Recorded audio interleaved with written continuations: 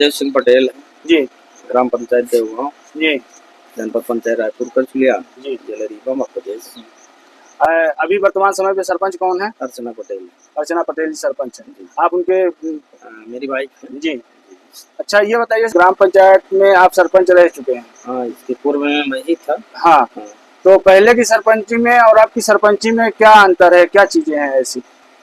पहले और अब में मैं जब था 2015 से मैं था जी अभी नेक्स्ट पंचायत जब गुजर गई है जी उसमें और इसमें तो कोई अंतर नहीं है। हाँ। पहले की 2004 की समय थी जी। तो उस समय का एक दूसरा फार्मूला था, यानी सरपंच का ये लगता था कि मैं सरपंच हूँ, यानी जो कोई मान लीजिए ग्राम सभा में प्रस्ताव पास करना है, हाँ। यानी पब्लिक के आधार में प्रस्ताव पास करना है। हाँ।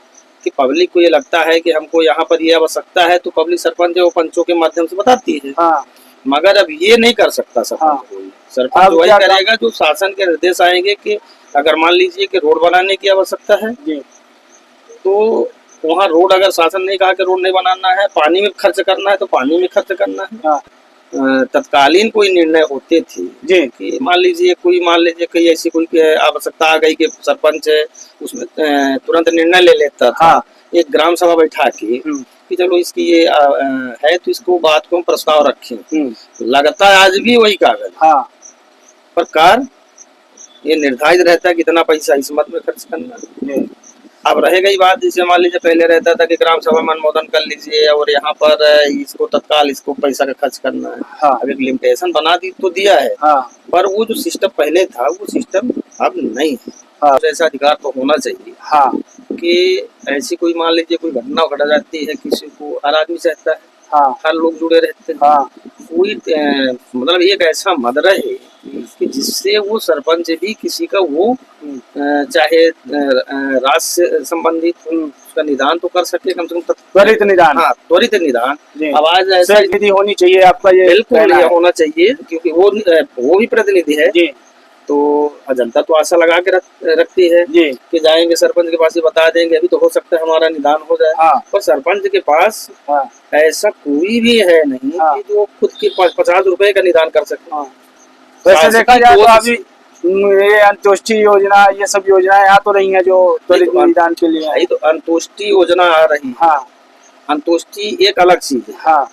मान लीजिए जो मर गया उसके लिए अगर संबल में है, हाँ, अगर वो संबल योजना के तहत वो है उसको अंत्योष्टि मिल जाएगी। हाँ।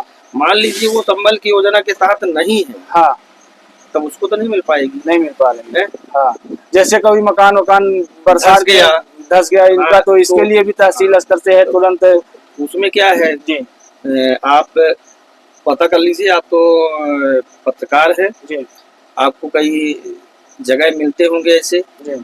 आप जिन हितग्राहियों का ऐसा घटित है वो तहसील में चले जाइए तो 1000-1500 ज्यादा नहीं होता। अगर 1000-1500 में वो उसका छत छाया बन जाए तो बताइए आप। हाँ, वो तो नहीं हो पा रहा है। वो पैसा अगर तुरंत तो मिलता नहीं, तब वो करता क्या होगा, कैसे रहता होगा। हाँ, तो आपको क्या अपील रहेगी शासन? मैं ये चाहता हूँ कि शासन एक पंचायत को भी दे जी, एक लिमिटेशन दे कि अगर वो उसका मकान गिर ही गया, हाँ, तो नए जनरली उसको रहने की व्यवस्था हो जाए गवर्नमेंट रूप से। और जो पटवारी लोगों का सर्वे होता है, पटवारी बनाते हैं, स्थल निरीक्षण करते हैं, उस स्थल निरीक्षण के आधार पर ही उनको मुआवजा मिले। हाँ। पर अगर वो पटवारी ने बनाया इतना नुकसान है, हाँ, पटवारी साहब बनाए ये नुकसान है, क्योंकि वो जाते हैं स्थल की जांच करते हैं। हाँ। अब वो जांच करते हैं, वो हितग्राही सोचता है कि कुछ न कुछ हमको हाँ मिलेगा, पर पता चलता है कि हितग्राही को जब मिलने की बारी आई तो सिर्फ 1500, 2000, 1500, 500, 1000 का चेक मिलता है। अच्छा, इसके वो क्या करेगा वो?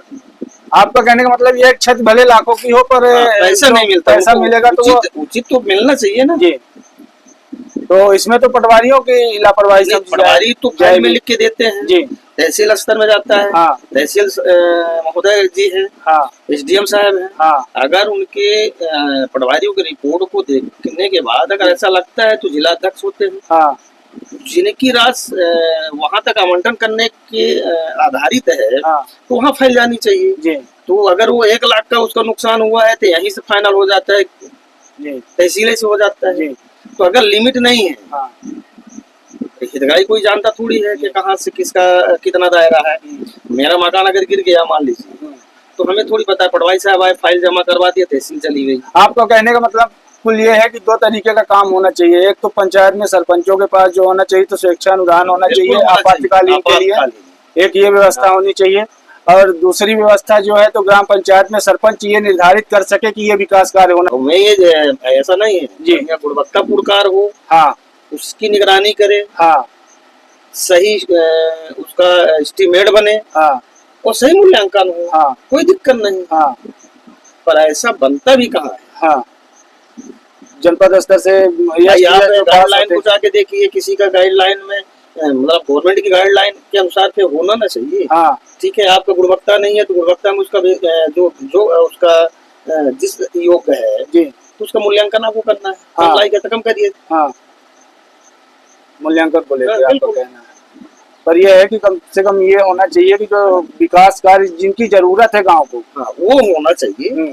और मान लीजिए अब ये होता है कि सांसद नीति से आपके यहाँ क्या कार्य हुआ है? कुछ आप बता रहे हैं कि आपके यहाँ, और ये सांसद अभी वर्तमान समय में सांसद और विधायक नीति से ही संभव है, है ना? तो इसके लिए हाँ जानते ही हैं। हाँ, तो इसके लिए आप सांसद से मिले?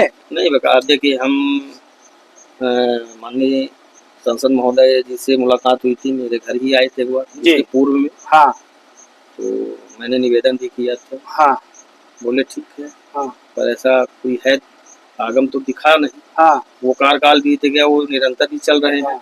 कुल मिला के अभी तक आपके यहाँ पे वर्तमान पंचवर्षीय में ना तो सांसद नीति से कोई कार्य हुआ है ना तो विधायक नीति से कार्य हुआ है। जरूरत है और जो अभी नहीं है। एक वार्ड क्रमांक 18 है, हाँ, 18-19, हाँ, हरिजन आदिवासी हरिजन है, हाँ, उनके लिए जो रोड है, रोड से अंदर जाने के लिए कम से कम 150 मीटर की दूरी है। हाँ, वहाँ पर अन्य लोगों की घूम है। हाँ, उनको जाने के लिए रास्ता नहीं है। और वो इसका बहुत कठिनाई से सामना कर रहे हैं। हाँ, कोई कभी बात आती है, कोई कभी भी बात करते हैं। हाँ, हमारे खेत के नुकसान कर रहे हो फसल। हाँ, तो जबकि आज निरंतर हमारे ख्याल से 70-80 साल पूर्व के बसे हुए हैं। हाँ, वहाँ पर रोड विहीन है। हाँ, प्राइवेट जमीन होने के कारण सड़क नहीं है वहाँ नहीं। हाँ, तो इसके लिए आप हाँ क्या प्रयास किया? आप प्रयास किए, भूमि स्वामियों से मिले तो कुछ भूमि स्वामी तो एग्री हो जाते हैं, कुछ भूमि स्वामी नहीं होते, इसलिए वो काम नहीं हो पाता। एक और बस्ती है जो वार्ड क्रमांक 4, 5, 6 वो 3 वार्ड की बस्ती है। और वो भी प्रभावित है, वो रोड विहीन है। वो भी रोड विहीन है। लगभग वहाँ ये मान के चलिए कि छोटे बड़े बच्चे सब मिला के कम से कम 700-800 जनसंख्या रहती है। 800 जनसंख्या की आबादी है और वहाँ पे अभी सड़क नहीं है। नहीं, और आज भी नहीं है। हम भी प्रयास किए, जिनकी जमीनें हैं जी, फिर कुछ लोग तो अतोदन करवाए। हम भी बहुत प्रयास किए कि मतलब आज 30 साल के बाद भी पर कुछ जगह ऐसे हो जाता है कि वो लोग फिर से डिस्टर्ब कर दिए कि हम नहीं देंगे। तो जब आगे रास्ते बंद हो जाता है, आदमी पूर्ण रूप से नहीं जा पाता। तो कुछ ऐसी रहे सरकार की कि एक जैसे जो ये बस्तियां प्रभावित हैं, हर इंसान को बहुत सारी कठिनाइयां आती है। कोई मान लीजिए बीमार हो गया, कोई डिलीवरी की पेशेंट है, कोई मतलब उनको आने जाने के लिए सोचिए बहुत सारी दिक्कतें। हमारे यहाँ हमने